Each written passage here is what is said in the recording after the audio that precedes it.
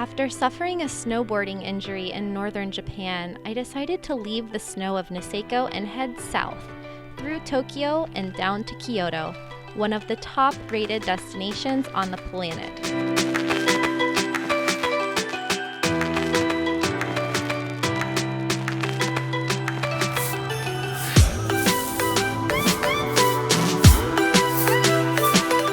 Guys, arguably the best time to see Kyoto is in the morning before there's tons of tourists and before everybody wakes up. It's just me and the birds and maybe one or two other people. So make sure to get up early so you can see the sights before everybody else. In part 1 of the Kyoto vlog, I explored Arashiyama with my friend Adam, and we had a great time. But when he left, all I did was work. After a week of sitting behind my laptop while everyone else was out enjoying cherry blossom season, I started getting major FOMO, and I knew I had to take a break. Oh, hello. Let's go out into the fresh air of Kyoto, Japan. This is my apartment. Maybe we'll do a tour. Oh, here. Anyway, this is my apartment in Kyoto. Here's the tour. It's quite nice. I'm on the 10th floor, and yeah, this is Kyoto, Japan.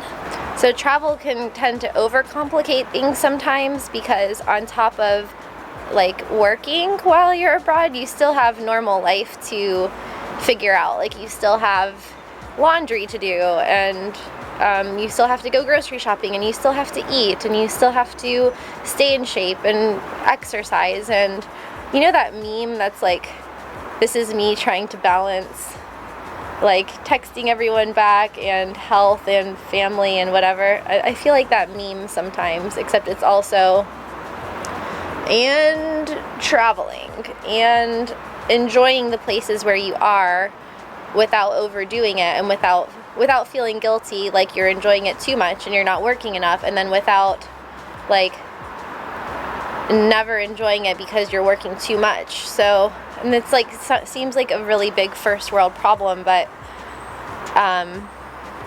you know, there's just a lot of days like this where you're just sitting in your apartment working, and you're trying to focus, and you just know that outside people are having rosé underneath a cherry blossom tree, and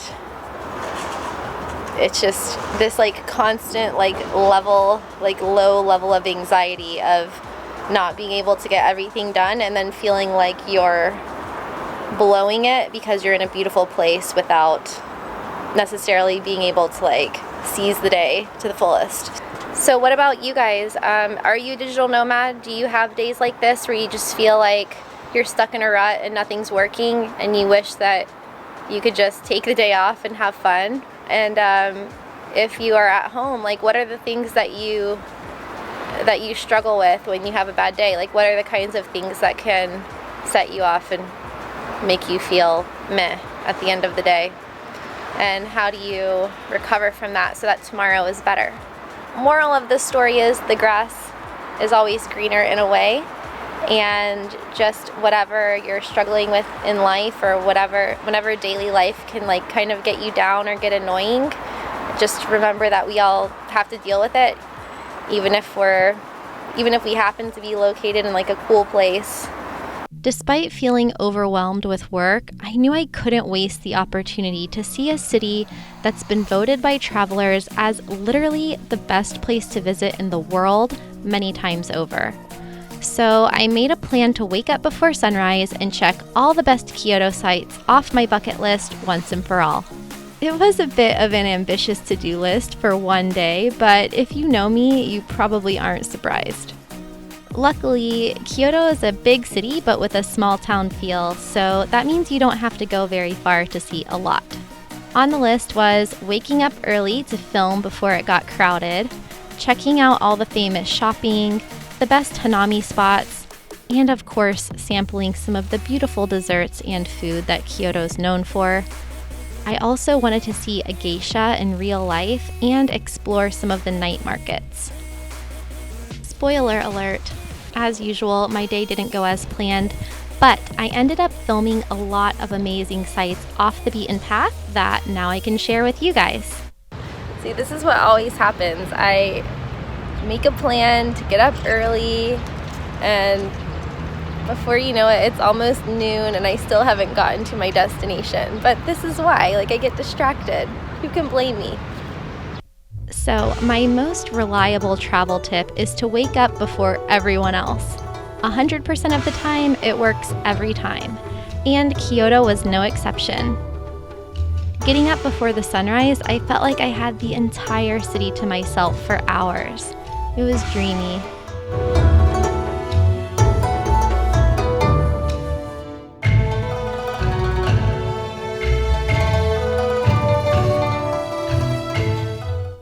After taking some photos of the cherry blossoms and just enjoying the peace and quiet, I headed to Kyoto's famous downtown district for some window shopping.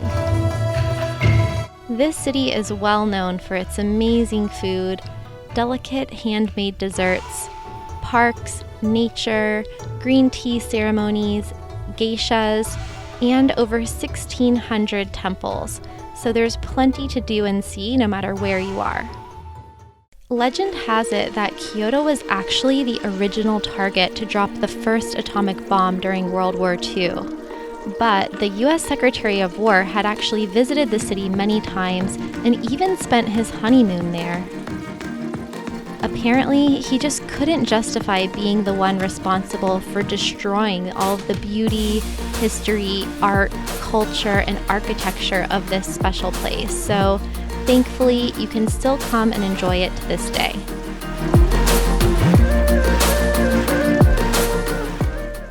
Soon enough, I was getting hungry, so I decided to do like the locals and have a picnic lunch downtown along the Kamogawa River.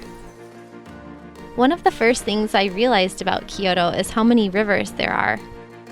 Besides Kamogawa, my favorites are the Takes River in Pontocho district, the very Instagrammable Shirakawa River in Gion, and the Katsura River in Arashiyama. After a close call with a bird, so this giant hawk right there just swooped down and took this girl's sandwich, and it has it in its feet. Oh my god, that was scary. It like just swooped down and just grabbed it out of her hands, and I'm just sitting here journaling, minding my own business, and it's gigantic, and now we're scared. She's leaving. Sorry, girl. It was time to hunt for cherry blossoms. Now, the cherry blossoms in Japan only bloom once per year for just a couple of weeks, so there's a really small, limited window to enjoy them. You can get all the details in my Japan cherry blossoms guide, but long story short, my favorite spot in the entire country to see them is called Philosopher's Path in Kyoto.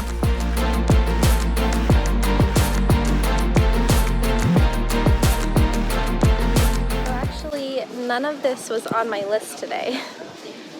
I never made it to my destination, but I think that's part of it. Like, you start the day with a general plan and then see where it goes, see what happens, and usually it ends up better than you could have expected. The tree branches form this pink and white flowery canopy along the water, and it's just so pretty. You can walk along and hang out in the shade and just sit and enjoy the view with some coffee or tea or some desserts. You can just see like how beautiful and delicate all of the desserts are. They're so elaborate and they're so expensive. So I found Cuba. Is it Cuba? Cuba. And we're having, cheers. Cheers. Weird that we're having more ice cream. You gotta have at least 2 a day, or 4 in his case. 4 in a row. Green tea and vanilla. After eating a few green tea ice cream cones while flower petals fell all around me, ridiculous, I know, but it's true. I then stumbled upon a local festival with some traditional dancing, which was really cool, and took advantage of eating some more food.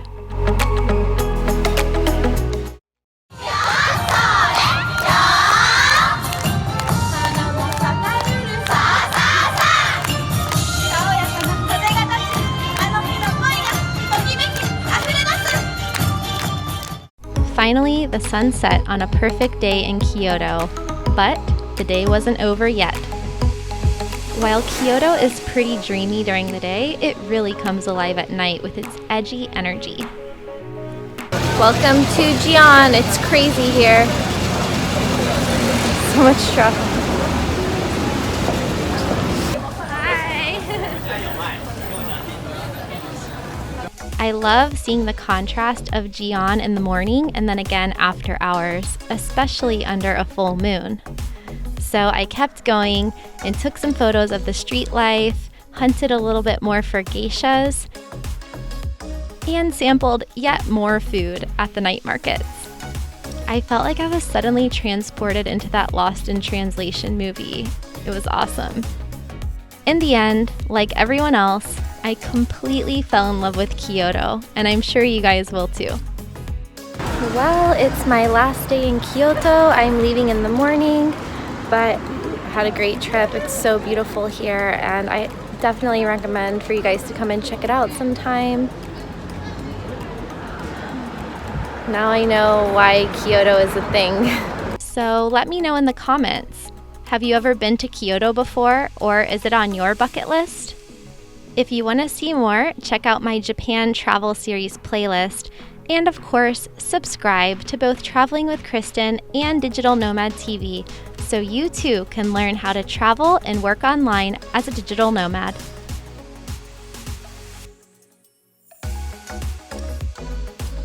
I'm Kristin, you're watching Traveling with Kristin, and there's screaming babies. I feel like it would be a good idea to get married here.